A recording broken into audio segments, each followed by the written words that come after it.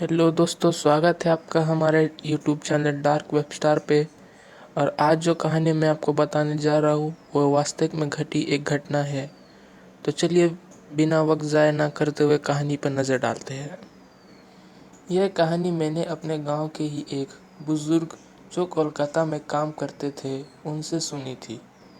एक बार की बात है कि कुछ अंग्रेज़ शिकारी भारत के किसी जंगल में शिकार पर गए। उस जंगल के बाहर एक डाक बंगला था, पर उसमें पहले से ही कोई बड़ा अंग्रेज अधिकारी ठहरा हुआ था।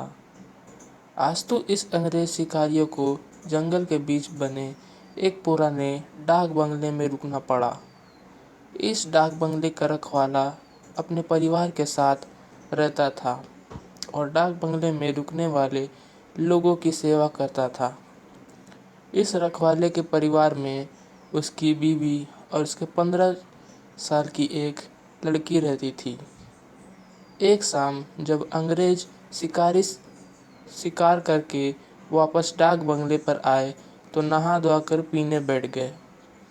पीने के बाद उन्हें इतनी चढ़ गई थी कि वो लोग पूरी तरह से बहक गए थे और उस रखवाले को गोली मार के बाद उसकी बीवी को और उसकी बच्ची को नोच डाले।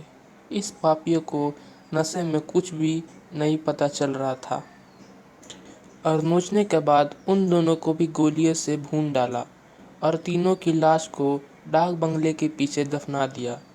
यह बात एक रहस्य रह गई। अंग्रेजों ने फिर कुछ दिनों के बाद वहाँ कैलाश नामक का एक नया सेवक रख दिया। किसी को कुछ भी नहीं पता था कि इस पुराने डाक बंगले का पुराना सेवक और उसका परिवार कहाँ चला गया। तो एक बार की बात है, नया सेवक कैलाश रात को गेट बंद करके सोने हुए था। तभी अचानक उसकी नींद खुल गई क्योंकि उसे लगा कि दरवाजे पर कोई रो रहा है। उसने एक हाथ में लाठी उठाया और दूसरे में चिराग और दरवाजे पर आकर हंक लगाया। कौन है? इतनी रात गए कौन दरवाजे पर रो रहा है? उसने देखा कि एक किशोरी दरवाजे पर बैठी रो रही है। कैलाश उस किशोरी के पास गया और उसके सर पर हाथ रखते हुए कहा कि बेटी रो मत, अंदर चल। फिर उस किशोरी ने अंदर आने पर कैलाश ने उसे पीने के लिए पानी आगे बढ़ाया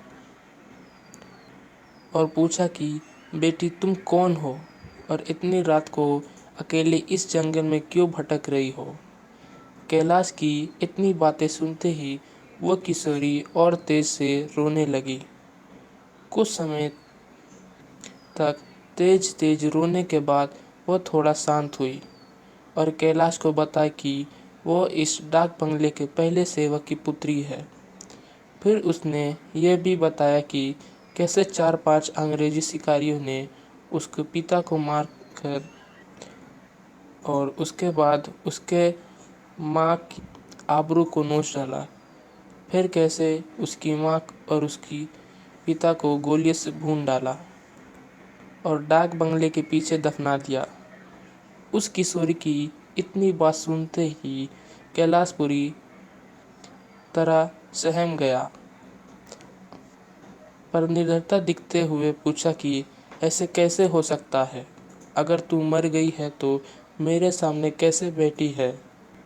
कैलाश की यह बात सुनते ही वो लड़की अचानक ही गायब हो गई और कैलाश को कुछ समय पे इससे पहले ही वह उस कमरे की दीवार पर उल्टी टहलती नजर आई।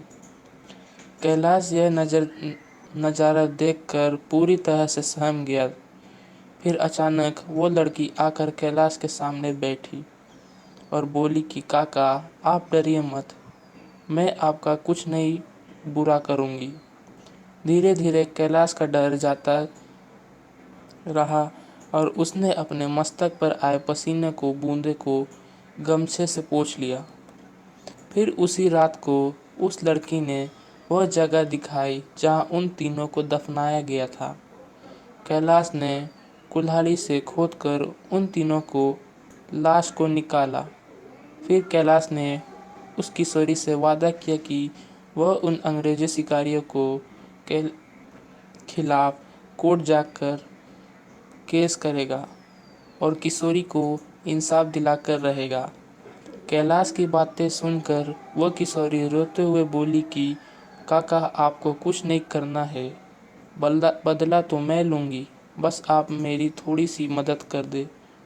फिर क्या? उस किशोरी के बात अनुसार कैलाश ने बीमारी का बहाना बनाकर उस डाक बंगले की नौकरी छोड़ दी और उस किशोरी को किया वादा के अनुसार उस किशोरी के माता पिता के अस्थियों को जला दिया और उन दोनों के नाम पर पूजा पाठ भी करवाया। उन दोनों की मुक्ति हो गई, पर लड़की के कहा अनुसार कैलाश ने लड़की के लाश को जलाया और ना ही उसके क्रियाक्रम के लिए कोई पूजा पाठ ही किया, क्योंकि किशोरी ने कहा था कि अगर उसके लिए भी पूजा पाठ हो गई तो वो इस भूत योनि से मुक्त हो जाएगी और फिर उन दरिंदों से बदला नहीं ले पाएगी। समय बीतता गया और अब उस डाक बंगले में कोई नया सेवक आने को भी तैयार नहीं होता, क्योंकि कैलाश वहीं आसपास मंडराता रहता और नए आने वाले सेवक को भूतनी कहानी सुनाकर भगा देता। कभी कभी वह किशोरी अपनी भूतनी कारनामे से आने वाले नए सेवक को 9-2-11 कर देती, पर उस बंगले पर शिकारियों का आना कम नहीं हुआ। वे आते और खुद ही अपनी व्यवस्था करते, पर जो अब आता वो वापस नहीं जाता, क्योंकि उस डाक बंगले में ठहरने वाला हर अंग्रेज शिकारी उस लड़की का शिकार हो जाता। कभी कभी तो ऐसा होता कि वह लड़की किसी अंग्रेज शिकारी को अपना लटकों झटकों में फंसाकर उस डाक बंगले में लाती और रात को अपने असली रूप में आ जाती और डराकर उस अंग्रेज को मार डालती और उसका खून पी जाती। यह क्रम चलता रहा और उस डाक बंगले में मरने वाले अंग्रेजों की मौत रहस्य ही बन गई। अंग्रेज अधिकारियों के लाख कोशिश के बावजूद हत्यारा पकड़ा भी नहीं जाता। अंग्रेज शिकारियों अधिकारियों के मौत का कारण पता चलता धीरे धीरे यह खबर आसपास के क्षेत्रों में अंग्रेज शिकारियों में फैल गई कि पुराने डाक बंगले में ठहरने वाले हर शिकारी की रात तो होती है, पर वह दूसरे दिन का सूरज नहीं देख पाता। 2-3 और वर्ष बीते और अब वह डाक बंगला खंडर हो गया, क्योंकि अब किसी में भी हिम्मत नहीं थी कि वहाँ ठहरे।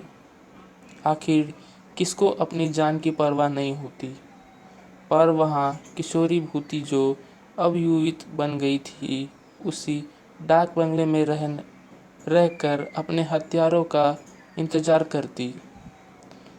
दिन में उधर आने जाने वाले लोगों को उसका एहसास होता, क्योंकि वह बराबर रोती रहती पर किसी को दिखाई नहीं देती।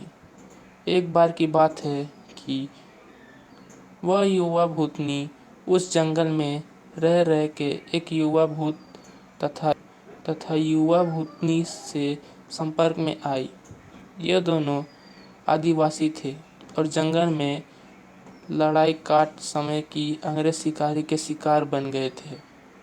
युवा भूतनी उन दोनों को लेकर शहर की ओर निकल गई। युवा भूतनी उन दोनों भूत भूतनी के साथ शहर में घूम घूम कर अपने हथियारों की तलाश करती रही। 2-3 दिन की मेहनत के बाद ही वह अपने हथियारों को पहचान ली। एक दिन वह शाम के समय खूब खूबसूरत युवती बनकर उसमें से एक हत्यारे अंग्रेज शिकारी के घर गई। घर पर उस अंग्रेज के सिवा कोई नहीं था। फिर उसने खूब लटके झटके दिखाए और उस अंग्रेज को अपनी सुंदरता में फंसा लिया। रूप लुभावन हो तो अच्छे अच्छों को फंसाते देर नहीं लगता। योजना के अनुसार वह दूसरे दिन भी उस अंग्रेज से मिली। फिर उस पूरी तरह विश्वास में लेने के बाद एक दिन कही कि क्यों नहीं हम लोग शिकार पर चले। अंग्रेज ने कहा कि अच्छी बात है, मेरा कुछ मित्र शिकारी है, उन्हें भी लेकर चलते हैं। फिर क्या था, उस युवती भूतनी ने उस अंग्रेज से कहा कि मेरी एक और सहेली है, वो भी बहुत ही खूबसूरत है और शिकार पर जाना पसंद करेगी। फिर दूसरे दिन उस युवती भूतनी ने अपने साथ आए हुए दूसरी युवा भूतनी से उस अंग्रेज शिकारी को मिलाया। अब तो अंग्रेज पूरी तरह से उस भूतनी के माया जाल रूप जाल में फंस चुका था। एक दिन सुबह सुबह वो अपने उन्हीं पुराने दोस्त के साथ जंगल की ओर निकल पड़ा। दिन भर शिकार करते रहने के बाद और खूब मौज मस्ती के बाद शाम होने को आई तो अंग्रेज शिकारियों ने कहा कि अब सूर्य ढलने लगा है, क्यों न हम लोग वापस शहर लौट जाए। अंग्रेज की बात सुनकर उस युवा भूतनी ने कहा कि ना ना, आज रात हम लोग यहीं ठहर कर जंगल के अंदर रुकते हैं। पर एक अंग्रेज शिकारी ने कहा कि हमें पहले से डाक बंगले तो बुक किया ही नहीं है, तो ठहरेंगे कहाँ। फिर क्या था, वह युवा भूतनी मुस्कुराई और बोली कि इस जंगल में दूसरी और मेरे एक मित्र आदिवासी की कुटिया है, हम रात वहीं बिताएंगे और खूब मौज मस्ती करेंगे। अब हुआ यूं कि उस युवा भूतनी की योजना के अनुसार देखते ही देखते उस मित्र युवा भूत ने एक मदाई तैयार कर ली। उसमें ऐशो आराम की सारी चीजें भी ला दी थी। उन दोनों युवा भूतनी के साथ यह अंग्रेज उस मदय में पहुंच गए। इन अंग्रेज शिकारियों को उस मदय की दशा देखकर अजीब लगा, क्योंकि उस मदाई में महलों बड़े बड़े होटलों जैसा व्यवस्था थी। रात को परती शुरू हुई था, साथ ही अंग्रेज अधिकारियों की सीटी पीटी गुम होना ही, क्योंकि पहले तो उन दो युवा भूतनी जो दिखने में बहुत खूबसूरत लग रही थी, अचानक बहुत ही डरावनी रूप ले ली। ऐसा रूप जिसे देखते ही अच्छे अच्छों की पैंट गीली हो जाए। फिर क्या था, उन भूतनियों ने गिलास में खून भर कर लाया और अंग्रेज को पिलाना शुरू कर दिया। किसी अंग्रेज की हिम्मत ही नहीं थी कि वह ना करे, क्योंकि सब पूरी तरह से डरे हुए थे और कांप रहे थे। अचानक आदिवासी युवा भी विकराल रूप में आ गया और अचानक उछलकर पास एक मोटे पेड़ की मोटी शाखा को उछालकर इतने जोर से खींचा कि चार की आवाज के साथ वह मोटी शाखा टूट गई। उसके बाद वह विकराल भूत उन अंग्रेज शिकारियों में से एक को पकड़ा, पेड़ के नीचे दबाकर देखा कि देखते ही देखते चीर दिया और उसके खून को पीने लगा। उसको खून पीते देख दोनों भूतनियों ने भी लंबी लंबी विकराल जीभ निकालते हुए खून पीने में उसके साथ देने लगी और साथ ही अपने बड़े बड़े नाखून से उसके शरीर जगह जगह से चीरने लगी। उस युवा भूतनी ने तो भयानक आवाज निकालते हुए चिल्लाया। एक दूसरे अंग्रेज शिकारी के पास पहुंची और उसकी आंखों में अपने विकराल भयानक भाले जैसे आंखों को डालकर उसकी दोनों आंखों को निकाल कर खा गई। इसके बाद उन तीनों भूतनी और भूत ने एक एक कर सभी अंग्रेजों को मार डाला। दूसरे दिन उन अंग्रेजी की खोज में गए अंग्रेज अधिकारियों को उनकी ऐसी विभत्स लाशें मिली जो देखने में बहुत ही भयानक लग रही थी। उनको ऐसा नोचा गया था कि लगता था कि यह किसी मनुष्य या जानवर का काम ही नहीं हो सकता। कैलाश को तो सब कुछ पता ही था, पर वह किसी को कुछ नहीं बताया। फिर एक दिन समय निकालकर गोपनीय रूप से कैलाश ने उस युवा भूतनी से कंकाल को भी जला दिया तथा उसकी मुक्ति के लिए एक पूजा करवा दी। तो दोस्तों, चलते अपने आखिरी कहानी के पास। विनय एक बीमा कंपनी में काम करता है। उनकी कंपनी उनको एक जगह से दूसरा जगह ग्राहक से मिलने के लिए भेजती रहती, जिसके कारण वो अपना घर के ठिकाने पर नहीं रह सकता। एक बार उनको नेपाल के छोटे से पहाड़ी इलाके में जाना था, करीब 1 महीने के लिए। इसलिए इस बार उन्होंने अपनी पत्नी को भी साथ ले लिया। परिवार में सिर्फ वो और उनकी पत्नी ही रहती थी। विनय और उसकी पत्नी दोनों नेपाल के लिए निकल पड़े। वैसे भी ठंड का मौसम था और नेपाल में ऊपर से बहुत तेज बर्फ़ पड़ रही थी। वो लोग अपने घर पहुंच चुके थे। अपने घर तक पहुंचने के लिए उनको बहुत संघर्ष करना पड़ा, क्योंकि घर छोटा से गांव में एक पहाड़ इलाके में था, जिसकी वजह से दोनों बहुत थक चुके थे। रात के 12:30 बज चुके थे। जहां वो रह रहे थे वहां दूसरे घर एक दूसरे से दूर दूर में थे। बाहर जोर से ठंडी हवा और बर्फ़ गिर रही थी। दोनों अपने रज़ाई में दुबक कर आराम ही कर रहे थे कि अचानक उनको लगा कि उनके घर का दरवाज़ा पर कोई खटखटाया है। फिर उन्होंने सोचा कि क्या पता तेज़ हवा चलने की वजह से ऐसा हो रहा हो, इसलिए उन्होंने उसको अनदेखा कर दिया। अगली सुबह विनय जिस काम के लिए आया था उसके लिए वो निकल पड़ा। उसकी पत्नी घर में अकेले ही थी। उसको समझ नहीं आ रहा था कि वो घर में बैठे वक्त कैसे बिताए। उसने सोचा कि चलो क्यों ना बाहर जाकर ही कुछ देख लिया जाए। बाहर ठंड तो थी, पर हवा नहीं चल रही थी। इसलिए उसने अपना स्वेटर पहना और बाहर निकलने को तैयार हो गई। जैसे ही उसने अपना घर को गेट खोला, वैसे ही देखती है कि घर के पास बने एक खम्भे के पीछे एक छोटा सा बच्चा खड़ा है, जो उसको छुप छुप के देख रहा है। विनय की पत्नी उसको अपनी ओर बुलाया, पर वो नहीं आया और वो वहाँ से भाग गया। अगले दिन भी कुछ ऐसा ही हुआ। वो लड़का उसको फिर से घूर कर देखे जा रहा था। इस बार उसकी पत्नी ने उस बच्चे को पकड़ लिया और पूछा कि तुम यहाँ क्या कर रहे हो। उस बच्चे ने कुछ नहीं बोला और ना ही कुछ बताया। विनय की पत्नी ने उससे उसका घर के बारे में पूछा, तभी वह कुछ भी नहीं बोल रहा था।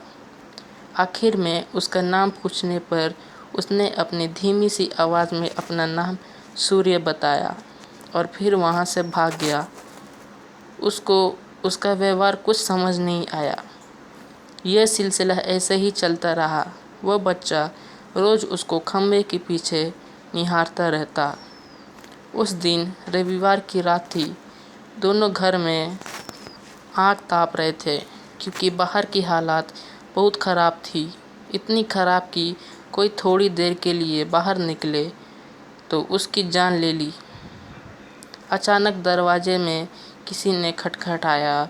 उन दोनों को फिर से लगा कि शायद हवा ही की वजह से ऐसा हो रहा है। तभी फिर से किसी ने दरवाज़ा खटखटाया। इस बार खटखटाने की आवाज़ साफ आ रही थी। ये आवाज़ सुनकर दोनों डर गए, क्योंकि इतनी रात को वो भी जान लेने वाली ठंड में आखिर कौन हो सकता है। दोनों केवल एक दूसरे का मुंह देखते रह गए। अचानक दरवाजे के बाहर से धीरे धीरे रोने की आवाज़ आने लगी। तभी विनय ने ज़ोर से आवाज़ में बोला, कौन है बाहर। कुछ देर तक आवाज़ तो नहीं आई, पर बाद में एक धीमी सी आवाज़ में आई, दरवाज़ा खोलो, कृपया करके दरवाज़ा खोलो, बहुत ठंड है। यह आवाज़ किसी छोटे से बच्चे की थी।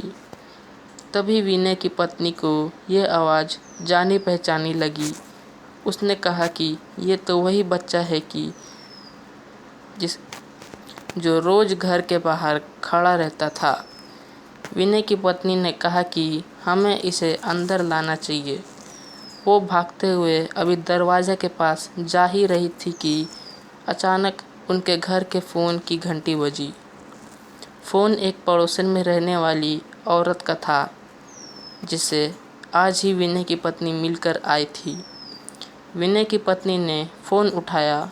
वहाँ से उस औरत की आवाज़ आई, हेलो जी, मैं आपको बताना भूल गई थी कि अगर आपके घर के बाहर कोई भी दरवाज़ा खटखटाए तो उसको मत खोलना।